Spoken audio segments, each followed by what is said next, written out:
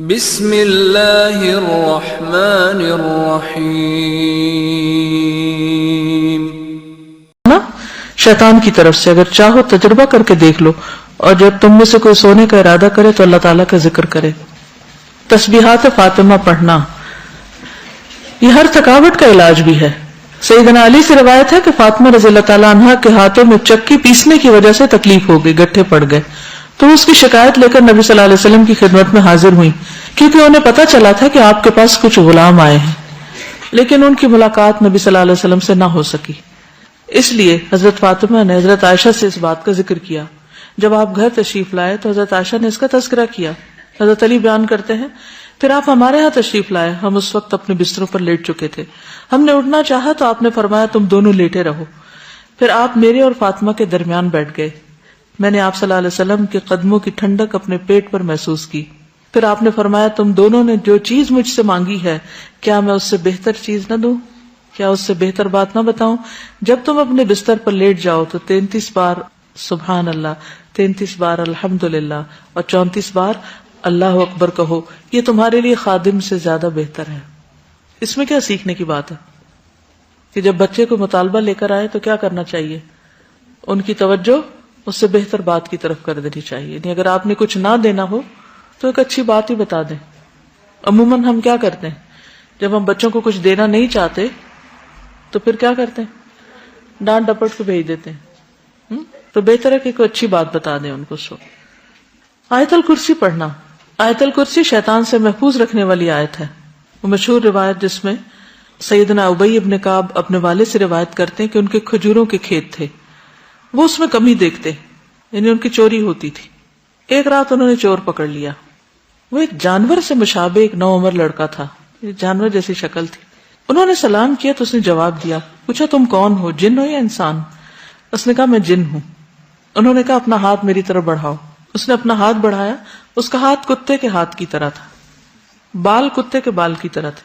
انہوں نے پوچھا کیا اس طرح جنوں کی تخلیق ہوئی، یعنی ایسی شکل ہوتی ہے؟ اس نے کہا میں یہ جانتا ہوں کہ جنوں میں مجھ سے زیادہ شدید اور کوئی نہیں. یعنی یہ نہیں بتایا، لیکن کہا کہ میں ایک قوی جن ہوں. انہوں نے کہا تم میرے پاس کیوں آئے ہو؟ اس نے کہا مجھے خبر ملی ہے کہ تم صدقہ کرنا بہت پسند کرتے ہو، تو میں تمہارے کھانے میں سے اپنا حصہ لینے آیا ہوں. انہوں نے کہا کیا چیز تم سے بچا سکتی ہے؟ اس نے کہا وہ آیت جو سورۃ البقرہ میں ہے، یعنی آیت الکرسی. لفظ نہیں آیت الکرسی بولا. جو کوئی اس کو رات کے وقت پڑھے گا وہ صبح تک مجھ سے پناہ میں رہے گا، اور جو صبح اسے پڑھے گا وہ رات تک مجھ سے پناہ میں رہے گا. پھر جب صبح کو انہوں نے اس بات کا ذکر نبی صلی اللہ علیہ وسلم سے کیا تو آپ نے فرمایا اس خبیث نے سچ کہا. یہ صحیح بخاری کی روایت ہے. تو اس میں ہم میں سے ہر ایک کو اپنے سامان کی حفاظت کے لیے کیا کرنا چاہیے؟ آیت الکرسی پڑھنی چاہیے. چوروں پہ نظر ضرور رکھنی چاہیے، لیکن دوسرے چور بھی ہو سکتے ہیں. پھر سورۃ البقرہ کی آخری 2 آیات.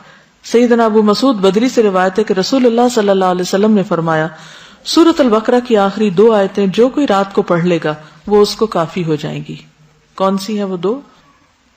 آمن الرسول بما. نعمان بن بشیر سے روایت ہے کہ نبی صلی اللہ علیہ وسلم نے فرمایا کہ اللہ تعالیٰ نے آسمان و زمین پیدا کرنے سے 2000 برس پہلے ایک کتاب لکھی. اس کتاب میں سے 2 آیات اتاری جن کے ساتھ سورۃ البقرہ کو ختم کیا گیا. جس گھر میں 3 رات یہ آیات پڑھی جائیں شیطان اس کے قریب نہیں آتا. سورۃ الکافرون رات کو سوتے وقت پڑھنی چاہیے. فروہ بن نوفل اپنے والد سے روایت کرتے ہیں کہ نبی صلی اللہ علیہ وسلم نے نوفل سے فرمایا قل یا ایھا الکافرون پڑھو اور اسی پر بات چیت ختم کر کے سو جاؤ، یعنی اس کے بعد اور باتیں نہیں کرو. بے شک اس میں شرک سے برات کا اظہار ہے. یعنی اس حال میں پھر اگر انسان دنیا سے رخصت ہو جائے تو گویا وہ شرک سے بری ہو کر رخصت ہوا. سورۃ الاخلاص اور معوذتین بھی پڑھیں. ابو الدرداء سے روایت ہے کہ رسول اللہ صلی اللہ علیہ وسلم نے فرمایا کیا تم اس سے عاجز ہو کہ ہر رات 1/3 قرآن پڑھ لو؟ صحابہ نے عرض کیا 1/3 قرآن کس طرح پڑھیں؟ آپ نے فرمایا قل هو اللہ احد 1/3 قرآن کے برابر ہے. یعنی رات کو سوتے وقت انسان اسے بھی پڑھ لے. اور معوذتین جو ہے نبی صلی اللہ علیہ وسلم جب اپنے بستر پر آرام کے لیے آتے تو روزانہ رات کو اپنے دونوں ہاتھوں کو ملا کر ان پر سورۃ الاخلاص، الفلق اور الناس پڑھ کر دم کرتے، یعنی پھونک مارتے. پھر اپنے دونوں ہاتھ اپنے پورے جسم پر پھیر لیتے تھے. ٹھیک ہے، یعنی ہاتھوں پر دم کرتے اور ہاتھ پھر پھیرتے تھے اور سر سے شروع کرتے. پہلے اپنے سر پر اور چہرے پر پھیرتے، اس کے بعد اپنے جسم پر جہاں تک آپ کا ہاتھ پہنچتا پھیر لیتے، اور یہ فعل آپ 3 مرتبہ کرتے تھے۔ ایک اور حدیث سے معلوم ہوتا ہے کہ نبی صلی اللہ علیہ وسلم اگر بیمار ہوتے تو حضرت عائشہ موعظتین پڑھ کر آپ کے ہاتھوں پر پھونک کر آپ کے جسم پر پھیر دیتی۔ اس سے یہ پتہ چلتا ہے کہ بیماری میں بھی یہ عمل جاری رہتا تھا۔ اب جیسے چھوٹے بچے ہوتے ہیں وہ خود نہیں پڑھ سکتے تو آپ خود اپنے اوپر بھی پھیر لیں اور ان کے اوپر بھی ہاتھ پھیر دیں۔ اب یہ کہ ہاتھوں پر دم کر کے وہ پھونک جب ماری جاتی ہے تو لازماً اس میں کچھ اثرات آتے ہوں گے، اسی لیے پھر وہ جسم پر پھیرنے کے لیے کہا گیا۔ سورۃ الملک، رات کو سونے سے قبل سورۃ الملک پڑھیں۔ ابو ہریرہ رضی اللہ عنہ سے روایت ہے کہ رسول اللہ صلی اللہ علیہ وسلم نے فرمایا، قرآن میں ایک سورت 30 آیتوں کی، اس نے ایک شخص کی شفاعت کی یہاں تک کہ وہ بخش دیا گیا، اور وہ ہے تبارک الذی بیدہ الملک۔ ایک اور روایت کے مطابق یہ عذاب قبر سے رکاوٹ ہے۔ ابو ہریرہ کہتے ہیں، بے شک اللہ کی کتاب میں ایک سورت ہے جو 30 آیات پر مشتمل ہے، وہ ایک شخص کی شفاعت کروائے گی، پھر اسے آگ سے نکلوا لے گی اور جنت میں داخل کروا دے گی، یعنی سورت الملک۔ سورت السجدہ بھی پڑھی جائے اگر آپ پڑھ سکے تو۔ جابر سے روایت ہے نبی صلی اللہ علیہ وسلم نہ سوتے جب تک کہ سورت الف لام میم تنزیل یعنی سورت السجدہ نہ پڑھ لیتے۔ ایک اور روایت میں بھی آتا ہے کہ آپ اس وقت تک نہیں سوتے تھے جب تک سورت السجدہ اور تبارک نہ پڑھ لیتے۔ حضرت عائشہ سے روایت ہے نبی صلی اللہ علیہ وسلم سوتے نہیں تھے جب تک کہ زمر اور بنی اسرائیل نہیں پڑھ لیتے تھے۔ ہم تو ساری زندگی بھر نہ کبھی ایک دفعہ یہ سب کچھ پڑھا ہو۔ ہم کیوں نہیں پڑھ سکتے؟ ہمیں کیا مشکل ہے؟ کیونکہ ہم بہت مصروف ہیں۔ ہماری اکثریت کی مصروفیت کیا ہے؟ ہمیں تو سونے کا ٹائم نہیں ملتا، تو سوتے سوتے دیر کر دیتے ہیں، پھر اس وقت ہم صورتیں پڑھنے بیٹھ جائیں تو آدھی رات یوں گزر جائے گی۔ پھر کچھ اور مصنون دعائیں بھی ہیں جو رات کو بستر پر آ کر پڑھنی چاہیے۔ ایک تو وہی اللہم قنی عذابک یوم تبعث عبادک، پھر اللہم بسمک اموت واحیا، اور پھر الحمدللہ الذی اطعمنا وسقانا وکفانا وآوانا فکم ممن لا کافی لہ ولا مؤوی۔ حضرت انس کہتے ہیں کہ حضور صلی اللہ علیہ وسلم بستر پر جا کر یہ دعا پڑھا کرتے تھے۔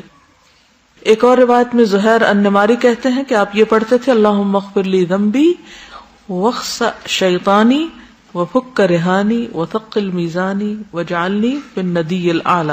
اے اللہ میرے گناہ بخش دے، میرے شیطان کو دفع کر دے، میرے نفس کو آزاد کر دے یعنی آگ سے، میرے میزان کو بھاری کر دے، مجھے اعلی مجلس والوں میں شامل کر دے۔ عبداللہ بن عمر نے ایک شخص کو سوتے وقت یہ پڑھنے کو کہا، اللہم خلقت نفسی وانت توفاہا لک مماتہا ومحیاہا ان احییتہا فاحفظہا وان امتہا فاغفر لہا اللہم انی اسألک العافیہ۔ پھر ایک اور روایت ابو ہریرہ کہتے ہیں کہ نبی صلی اللہ علیہ وسلم نے فرمایا، جو شخص اپنے بستر پہ جانے لگے تو اسے چاہیے کہ وہ اپنے کپڑے کے کنارے سے اسے 3 بار جھاڑ لے، پھر یہ دعا پڑھے، بسمک ربی وضعت جنبی وبک ارفعہ ان امسکت نفسی فاغفر لہا وان ارسلتہا فاحفظھا بما تحفظ بہ عبادک الصالحین۔ اے میرے رب، تیرا نام لے کر میں اپنا پہلو رکھتا ہوں، تیرے نام ہی کے ساتھ اس کو اٹھاتا ہوں، اگر تو میری جان کو روک لے تو اسے بخش دینا، اور اگر واپس بھیج دے تو اس کی حفاظت فرمانا، جس طرح تو اپنے نیک بندوں کی حفاظت فرماتا ہے۔ انس بن مالک کہتے کہ رسول اللہ صلی اللہ علیہ وسلم نے فرمایا، جس نے اپنے بستر پر لیٹتے ہوئے یہ دعا پڑھی تو اس نے ساری مخلوق کی بیان کردہ اللہ کی تعریفیں کہہ ڈالیں۔ اتنی خوبصورت دعا کہ گویا جتنی مخلوق ہے اللہ کے، وہ جو جو اللہ کی تعریف کرتی ہے اس نے اس طرح کی تعریف کر ڈالی۔ کیا ہوگی وہ؟ الحمدللہ الذی کفانی وآوانی، الحمدللہ الذی اطعمنی وسقانی، الحمدللہ الذی من علی فافضل، اللہم انی اسألک بعزتک ان تنجینی من النار۔ تمام تعریف اللہ کے لیے ہے جس نے میری کفایت کی اور مجھے رہنے کو جگہ عطا کی۔ تمام تعریف اللہ کے لیے جس نے مجھے کھلایا اور پلایا۔ تمام تعریف اللہ کے لیے جس نے مجھ پر احسان کیا اور مہربانی کی۔ اے اللہ، میں تجھ سے تیری عزت کے واسطے سے سوال کرتا ہوں کہ تو مجھے آگ سے نجات دے۔ ابن عمر سے روایت ہے، رسول اللہ صلی اللہ علیہ وسلم جب بستر پر تشریف لاتے تو فرماتے، الحمدللہ الذی کفانی وآوانی واطعمنی وسقانی والذی من علی فافضل والذی اعطانی فاجزل، الحمدللہ علی کل حال، اللہم رب کل شیء وملیکہ وإلہ کل شیء اعوذ بک من النار۔ تمام تعریف اللہ کے لیے ہے جس نے میری کفایت کی اور مجھے رہنے کو جگہ عطا کی، مجھے کھلایا اور پلایا، اور وہ ذات جس نے مجھ پہ بہت احسان کیا اور بہت زیادہ کیا۔ جس نے مجھے دیا اور بہت خوب دیا، ہر حال میں اللہ کی تعریف۔ اے اللہ، اے ہر چیز کے پالنے والے اور اس کے مالک، اے ہر چیز کے معبود، میں آگ سے تیری پناہ چاہتا ہوں۔ اس قدر خوبصورت دعا ہے۔ ابو ہریرہ سے مروی ہے کہ ایک مرتبہ ابو بکر نے عرض کیا، اے اللہ کے رسول صلی اللہ علیہ وسلم، مجھے ایسی دعا سکھا دیجئے جو میں صبح شام بستر پر لیٹتے وقت پڑھ لیا کروں۔ تو آپ نے یہ دعا سکھائی، اللہم عالم الغیب والشہادۃ فاطر السماوات والارض رب کل شیء وملیکہ اشہد ان لا الہ الا انت اعوذ بک من شر نفسی ومن شر الشیطان وشرکہ۔ پھر نبی صلی اللہ علیہ وسلم نے فرمایا، جو شخص اپنے بستر پر جا کر یہ دعا پڑھے اس کے سارے گناہ معاف کر دیے جائیں گے، خاص سمندر کی جھاگ برابر ہوں۔ لا الہ الا اللہ وحدہ لا شریک لہ، لہ الملک ولہ الحمد وہو علی کل شیء قدیر، لا حول ولا قوۃ الا باللہ، سبحان اللہ والحمد للہ ولا الہ الا اللہ واللہ اکبر۔ برا بن عازب کہتے ہیں، نبی صلی اللہ علیہ وسلم نے ایک صحابی کو وصیت کی اور فرمایا، جب تم بستر پہ جانے لگو تو یہ پڑھا کرو، اللہم اسلمت نفسی الیک وفوضت امری الیک ووجہت وجہی الیک والجأت ظہری الیک رغبتا ورہبتا الیک لا ملجأ ولا منجا منک الا الیک آمنت بکتابک الذی انزلت ونبیک الذی ارسلت۔ اے اللہ، میں نے اپنی جان تیرے حوالے کی، اپنا معاملہ تجھے سونپا، اپنے آپ کو تیری طرف متوجہ کیا، اپنی پشت کو تیری پناہ میں دے دیا، تجھ سے امید کے ساتھ اور خوف کے ساتھ، تیرے سوا کوئی جائے پناہ اور نجات کی جگہ نہیں۔ میں ایمان لایا تیری کتاب پر جو تو نے نازل کی اور تیرے نبی پر جس کو تو نے بھیجا۔ دیکھیے کتنے ذکر ہیں، کتنی دعائیں ہیں، ایک سے ایک بڑھ کر خوبصورت ہے۔ سیدنا سہیل سے روایت ہے، جب ہم میں سے کوئی سونے لگتا تو ابو صالح کہتے، دائیں کروٹ پہ سو جاؤ اور یہ دعا پڑھو، اللہم رب السماوات ورب الارض ورب العرش العظیم ربنا ورب کل شیء فالق الحب والنوى ومنزل التوراة والانجیل والفرقان اعوذ بک من شر کل شیء انت آخذ بناصیتہ اللہم انت الاول فلیس قبلک شیء وانت الآخر فلیس بعدک شیء وانت الظاہر فلیس فوقک شیء وانت الباطن فلیس دونک شیء اقض عنا الدین واغننا من الفقر۔ نیند آنے تک ذکر کرتے رہیں۔ ربیہ بن کعب اسلمی کہتے ہیں، میں دن کے وقت نبی صلی اللہ علیہ وسلم کی خدمت کرتا، جب رات ہو جاتی تو میں آپ کے دروازے پر جا کر رات گزارتا، میں آپ کو ذکر کرتے ہوئے سنتا رہتا، آپ سبحان اللہ سبحان اللہ سبحان ربی پڑھتے رہتے، یہاں تک کہ میں اکتا جاتا اور مجھ پہ نیند کا غلبہ آ جاتا اور میں سو جاتا۔ رات کو پہلو بدلتے وقت لا الہ الا اللہ الواحد القہار رب السماوات والارض وما بینہما العزیز الغفار۔ رات آنکھ کھل جائے، لا الہ الا اللہ وحدہ لا شریک لہ، لہ الملک ولہ الحمد وہو علی کل شیء قدیر، الحمد للہ وسبحان اللہ ولا الہ الا اللہ واللہ اکبر ولا حول ولا قوۃ الا باللہ۔ پھر کہے اللہم اغفر لی، یا کوئی دعا کرے تو اس کی دعا قبول ہوگی، اگر بستر سے اٹھ کر وضو کرے اور نماز پڑھے تو نماز قبول ہوگی۔ پھر برا خواب آ جائے تو دعا پڑھیے، اعوذ باللہ من شر الشیطان وشرہا۔ پھر نیند میں ڈر جانے پر بھی